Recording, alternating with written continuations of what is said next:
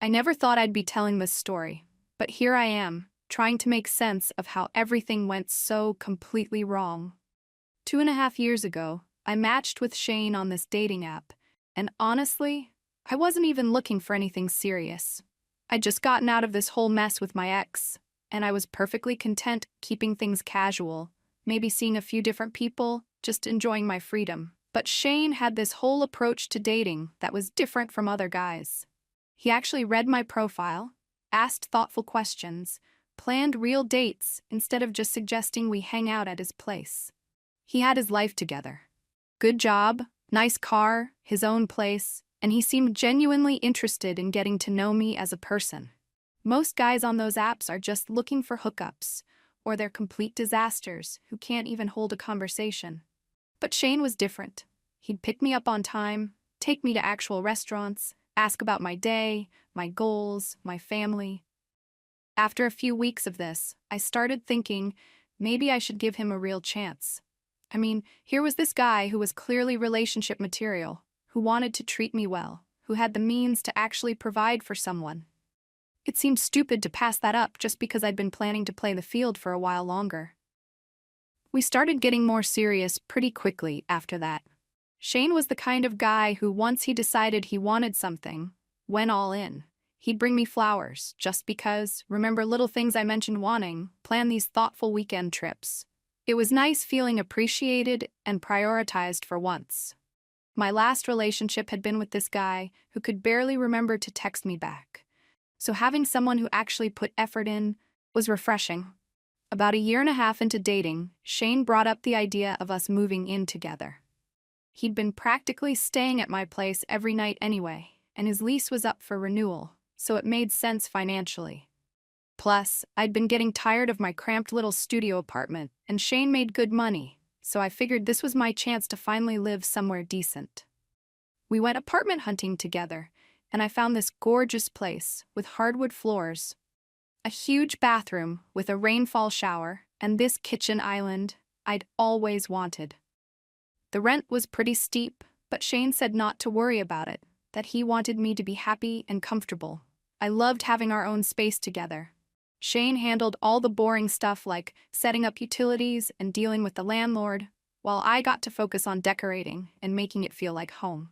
He never made me feel bad about not contributing as much financially. He knew I was between jobs and trying to figure out my career path. And he was supportive about me taking my time to find something I actually wanted to do, instead of just settling for any random office job. Things were really good for a while. Shane would come home from work and actually want to hear about my day. We'd cook dinner together, watch shows, talk about future plans. He was always bringing up these ideas about trips we could take or things we could do to the apartment. It felt stable and secure in a way I hadn't experienced before. His family loved me, my family loved him. Everyone kept joking about when he was going to propose. My mom would constantly ask if I thought he was the one, and honestly, I was starting to think maybe he was. But after we'd been living together for several months, things started feeling a little routine. Shane would come home, we'd have dinner, watch TV, go to bed, and then repeat the whole thing the next day. Don't get me wrong, it was comfortable, but sometimes I missed the excitement of not knowing what was going to happen next. I missed feeling desired and pursued and interesting to someone. Shane still loved me, obviously, but it was more like the comfortable love you have for a favorite sweater, not the exciting butterflies in your stomach kind of feeling. Around this time, Shane started spending more time helping his friend Sean with dating advice. Sean had just moved to our city for work and was having trouble meeting people. He was a good-looking guy with a great job, but he was pretty shy and awkward when it came to talking to women. Shane was always showing me Sean's dating profile, asking my opinion on his photos or what he should write in his bio. I'd give my input, but honestly, I thought Sean's problem wasn't his profile. It was that he was too passive. Women want a guy who's confident and knows what he wants, not someone who's going to ask permission for everything. Watching Shane help Sean actually reminded me how good Shane was at the whole dating thing. He really did have a system that worked, and seeing him coach someone else through it made me remember how impressed I'd been when we first met. But it also made me curious about what else was out there. I mean, I'd been off the market for over 2 years at this point. The dating app landscape had probably changed completely. And here I was, settled into this domestic routine at 26, like I was already married or something. I started thinking about how I'd never really had the chance to explore my options properly. I'd gone from one relationship straight into another, and before that I was in college where everyone was basically a mess. I'd never actually dated as a real adult with my life together, never experienced what it was like to have multiple people interested in me at the same time. It seemed like maybe I'd missed out on something important, some crucial life experience that other people got to have. So I re-downloaded the dating app, just to see what was out there. I wasn't planning to actually meet anyone or do anything serious. I was perfectly happy with Shane and our life together. I just wanted to see if I still had it, if guys would still be interested in me, what kind of attention I could get if I wanted to. It was like window shopping. Just because you look doesn't mean you're going to buy anything. At first, I barely used it. I'd swipe through a few profiles when Shane was at work or in the shower, just out of curiosity. Most of the guys were exactly what I expected. Boring office workers with terrible photos and even worse conversation skills. It actually made me appreciate Shane more, seeing how much better he was than the average guy out there. But then I started getting matches, and some of these guys were actually pretty attractive. Successful looking, well-dressed, the kind of guys who clearly had their lives together. I started having a few casual conversations. Nothing serious. Just friendly chatting about work and hobbies and weekend plans. It was fun feeling like I was interesting to someone new, having to explain my personality and my life to someone who didn't already know everything about me. With Shane, I could predict exactly how most of our conversations were going to go, because we'd been together so long. But with these new guys, everything was a surprise. One day, I matched with this guy whose profile immediately caught my attention. Great photos, successful job, seemed confident and direct in a way that reminded me of Shane when we first met. His name was Sean, which made me laugh because of Shane's friend, but this Sean was clearly nothing like Shane's shy, awkward friend.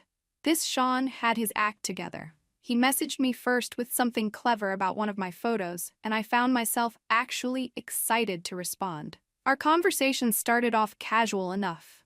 The usual getting-to-know-you questions about work and interests and what we were looking for. But there was this underlying flirtiness to it that I hadn't experienced in years. He was complimentary without being creepy, confident without being arrogant, and he seemed genuinely interested in getting to know me better. We talked about our jobs, our hobbies, places we'd traveled. He had this way of asking questions that made me feel like the most fascinating person he'd ever talked to. After a few days of messaging back and forth, our conversations started getting more personal. He'd ask about what I was looking for, what I liked in a relationship, what my ideal evening would look like. I found myself opening up to him in a way that felt natural and easy. He was such a good listener, always remembering details from previous conversations and asking follow-up questions that showed he was really paying attention. Shane, meanwhile, was going through some kind of weird phase where he seemed distracted and moody all the time. He'd come home from work and barely want to talk, just grunt responses to my questions about his day. When I'd try to tell him about something that happened to me, he'd clearly be only half listening, checking his phone or staring at the TV. It was like living with a roommate instead of a boyfriend. I started to wonder if he was getting bored with me too, if maybe this was just what happened when relationships got too comfortable. The contrast between Shane's distracted disinterest and Sean's focused attention was pretty stark. Sean would ask me thoughtful questions about my opinions on things, my dreams for the future, what made me happy. Our conversations were getting longer and more frequent, and I found myself looking forward to his messages throughout the day. It was like having this exciting secret that made everything else more interesting. When Sean suggested we meet up for coffee, I didn't even hesitate to say yes. It felt like the natural next step in our conversation. And honestly, I was curious to see if the chemistry we had over messages would translate to real life. I told myself it was just coffee, just meeting a new friend, nothing that would threaten what Shane and I had together. I wasn't planning to leave Shane or do anything dramatic. I just wanted to see what it felt like to have coffee with someone who was excited to spend time with me. I met Sean at this cute little place downtown, and I have to admit, I was impressed. He looked even better in person than in his photos, and he had this confidence about him that was really attractive. We talked for over an hour about everything: our jobs, our families, places we wanted to travel, books we'd read, movies we'd loved.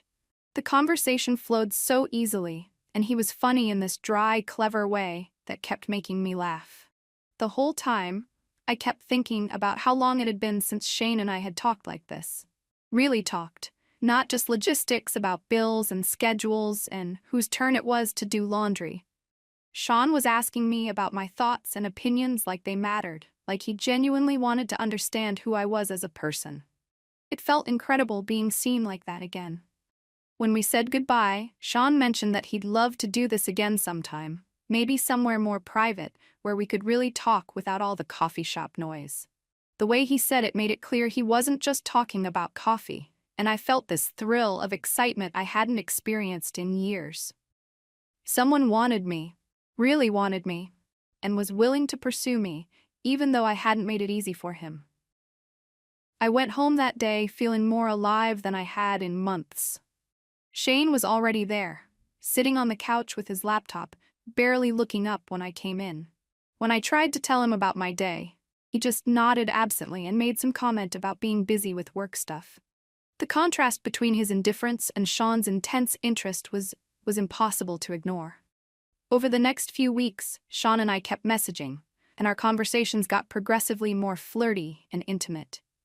He'd tell me how much he'd enjoyed meeting me, how he couldn't stop thinking about our conversation, how he'd love to continue it somewhere more private. I found myself responding in ways that definitely crossed some lines, but it felt so good to be wanted like that. Sean made me feel beautiful and desirable and interesting in a way Shane hadn't in months. Shane, meanwhile, was getting more distant and weird. He'd started coming home late from work, claiming he had projects to finish, and when he was home, he seemed preoccupied and moody. Part of me wondered if he was going through something stressful at work, but when I tried to ask about it, he'd just brush me off and say everything was fine. It was like he was physically present but mentally somewhere else entirely. When Sean suggested we meet up again, this time at a nicer place for dinner, I said yes without even thinking about it. I told Shane I was having dinner with an old friend from college who was in town, and he barely reacted, just nodded and went back to whatever he was doing on his phone. The fact that he didn't even seem curious about who I was seeing or what I was doing felt like proof that he'd already started checking out of our relationship emotionally. The second time I met Sean, everything was different.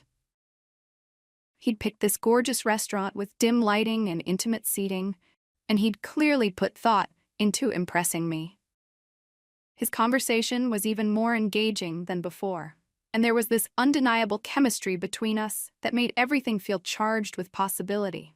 He told me how beautiful I looked, how much he'd been looking forward to seeing me, how rare it was to meet someone he connected with so easily.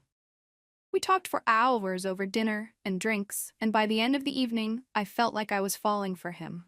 Not in love, exactly, but falling into something exciting and dangerous, and completely different from the comfortable routine I had with Shane. When Sean suggested we go back to his place to continue our conversation, I knew exactly what he was really asking, and I knew exactly what my answer was going to be. I'm not proud of what happened next, but I'm also not going to pretend I didn't want it to happen. Sean's apartment was gorgeous, clearly expensive, with this incredible view of the city. He opened a bottle of wine, put on some music, and we sat on his couch talking and laughing like we'd known each other for years. When he kissed me, it felt like waking up from a long sleep. I'd forgotten what it felt like to be with someone who desperately wanted to be with me.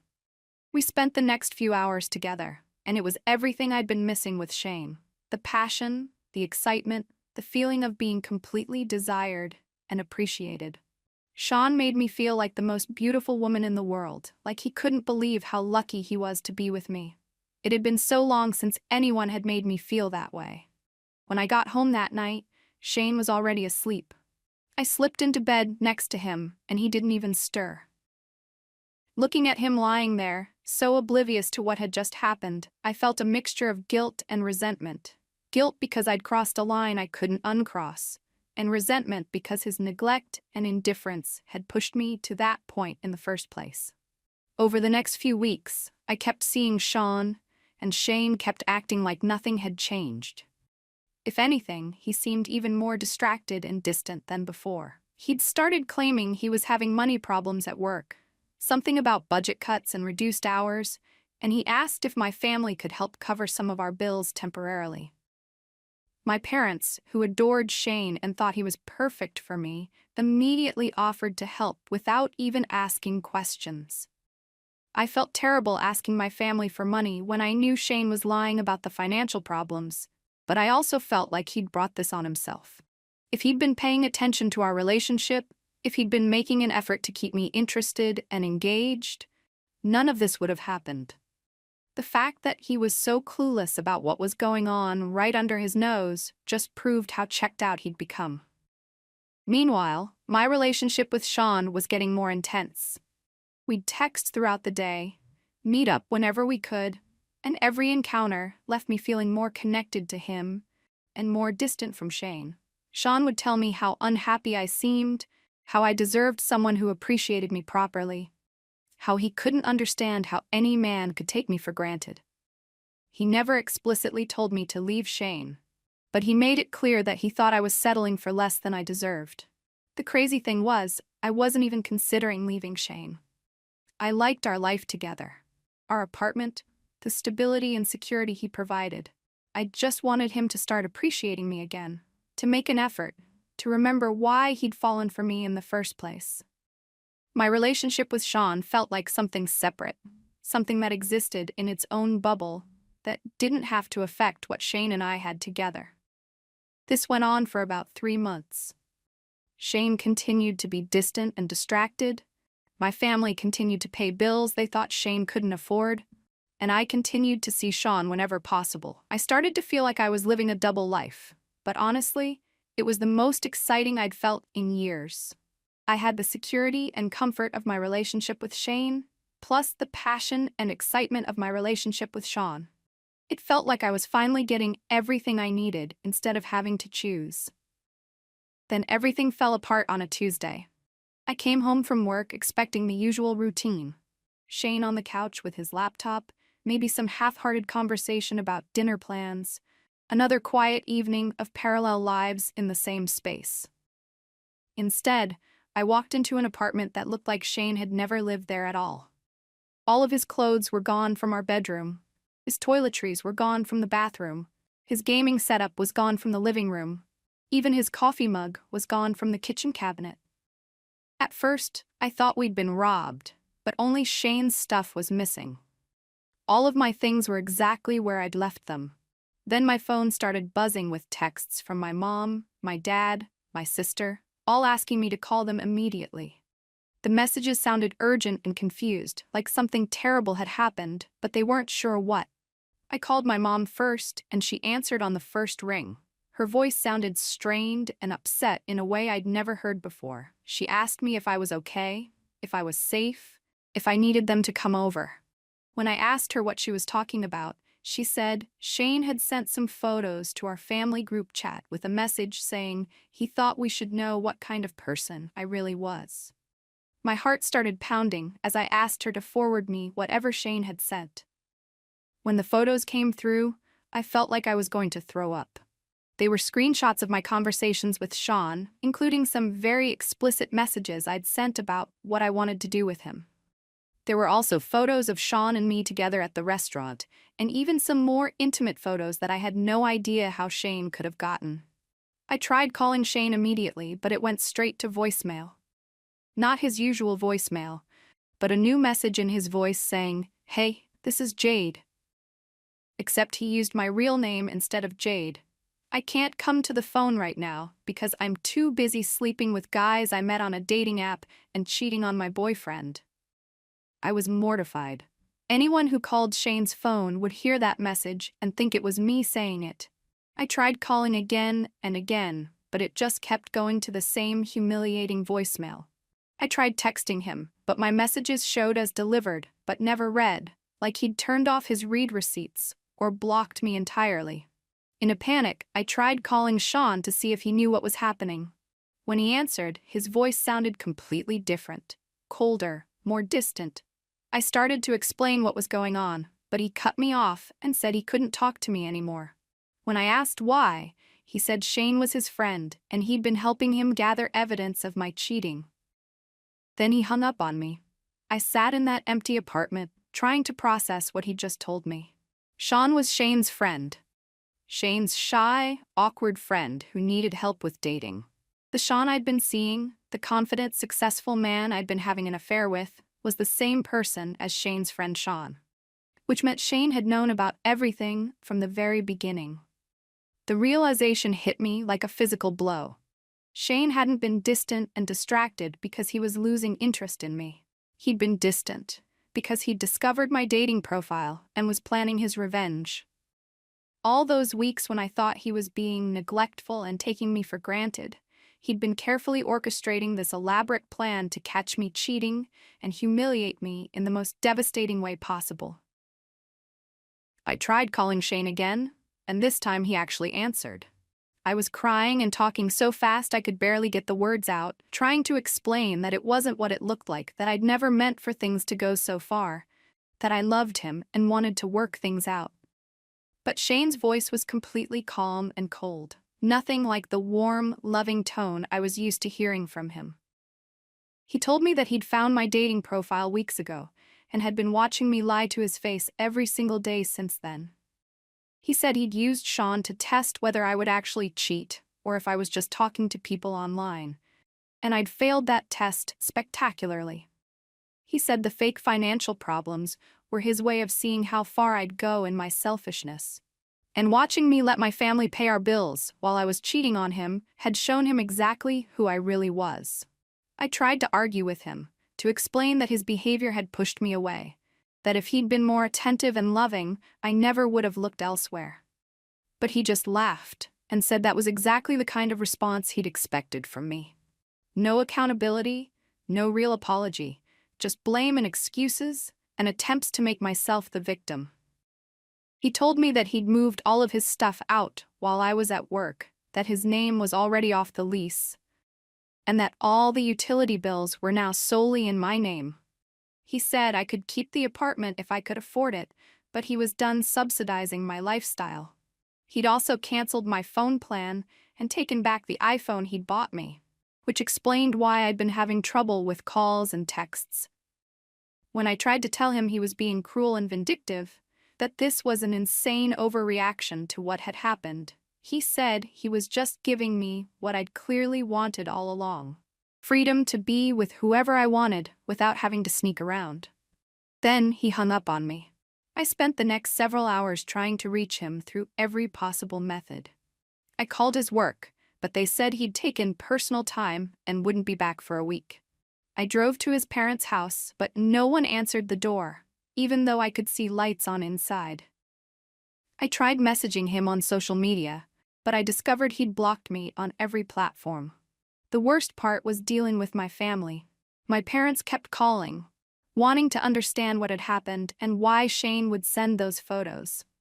I tried to explain that it was complicated, that Shane had been neglecting our relationship and I'd made some mistakes, but they seemed more concerned about Shane than about me. My mom actually said she felt terrible for him, having to find out his girlfriend was cheating by setting up some elaborate sting operation. Over the next week, I had to deal with the practical consequences of Shane's revenge.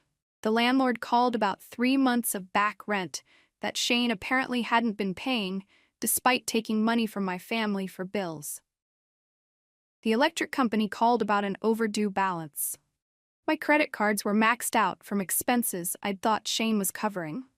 I was looking at thousands of dollars in debt that I had no way to pay. The humiliating voicemail stayed up for an entire week. Every time someone called Shane's number, they heard what sounded like me confessing to cheating. I had to call his job and beg them to ask him to change it because it was affecting my reputation and my ability to find work. Finally, after 7 days of complete humiliation, the voicemail went back to normal. But Shane never contacted me again. Not to get closure, not to yell at me, not to give me a chance to really explain myself. He just disappeared from my life as completely as if our 2.5 years together had never happened.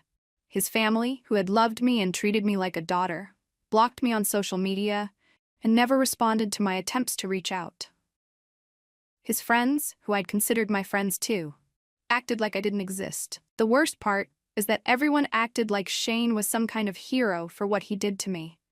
People talked about how clever and thorough his revenge was, how he'd really shown me what consequences looked like. But nobody wanted to talk about why I'd started looking elsewhere in the first place, or how his emotional neglect had contributed to the situation, or how cruel and calculating his response had been. I lost everything. The man I loved, the apartment I'd chosen, the financial security I'd gotten used to, the relationship with his family that had meant so much to me. All because I'd made some mistakes during a rough patch in our relationship. Mistakes that I never would have made if Shane had been paying attention to my needs and making an effort to keep me happy. Now I'm starting over completely, trying to rebuild my life from scratch while dealing with the financial mess Shane left me in. I'm living in a tiny studio apartment that I can barely afford, working a job I hate just to pay the bills, and dealing with the reputation Shane created for me in our social circle. Meanwhile, he gets to move on with his life like nothing happened, probably telling everyone what a victim he was and how crazy and terrible I turned out to be. I know people think I got what I deserved, but I don't think anyone deserves the kind of calculated, methodical destruction Shane put me through. Yes, I made mistakes. Yes, I should have been honest with him about feeling neglected and unhappy, instead of looking for attention elsewhere. But his response was so far beyond anything I could have imagined, so deliberately cruel and designed to cause maximum damage to every aspect of my life. What Shane did to me wasn't justice. It was revenge, pure and simple. And the fact that everyone thinks he was justified in destroying my life just shows how little people understand about what really happened between us. I wasn't some monster who set out to hurt him. I was just a woman who felt unappreciated and neglected, who made some bad choices when someone else made her feel special and desired again. I'll probably never get the chance to tell Shane how sorry I am, or to explain what was really going through my mind during those months, or to try to make him understand that I never wanted to hurt him. He's made it clear that as far as he's concerned, I no longer exist. But I hope someday he realizes that what he did to me was just as wrong as what I did to him, and that two wrongs don't make a right, no matter how cleverly the second wrong is executed.